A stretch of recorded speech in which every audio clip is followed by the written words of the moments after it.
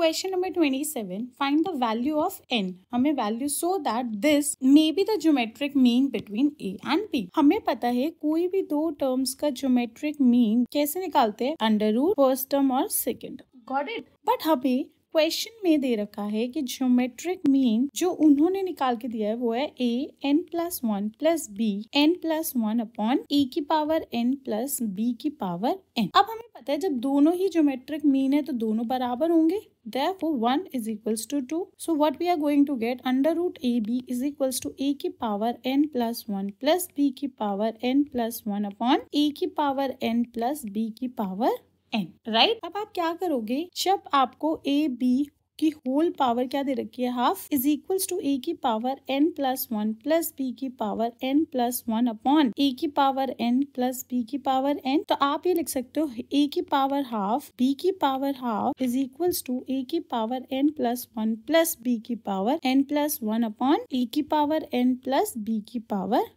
n। अब आप क्या करोगे, क्रॉस मल्टीप्लाई करोगे, ये इससे मल्टीप्लाई और ये इससे मल्टीप्लाई, तो आपके पास आएगा a n plus b n multiply हो रहा है a की पावर हाफ b की पावर हाफ से इज इक्वल्स टू a की पावर n+1 प्लस b की पावर n+1, राइट। अब जब आप मल्टीप्लाई करोगे तो आपके पास आएगा a की power n plus half b की पावर हाफ प्लस a की पावर हाफ b की power n plus half is equals to a की पावर n+1 प्लस b की पावर n+1, राइट। a की पावर हाफ प्लस n जो है वो आप b की पावर हाफ और इसमें से आप क्या करोगे, माइनस करोगे a की पावर n+1। समझ आई बात। अब इज इक्वल्स टू आपने क्या करा है, ये यहीं रखी है पूरी टर्म और इसमें से ये यहाँ लिया है, ठीक है, और ये वाली टर्म्स में से आप ये टर्म यहाँ ले आई हो, तो आपके पास यहाँ आएगा b की पावर n+1 माइनस a की पावर हाफ b की पावर n प्लस। समझ आई बात। ये जो +1 दे रखा है ना, इनको भी हाफ हाफ कर लो आप,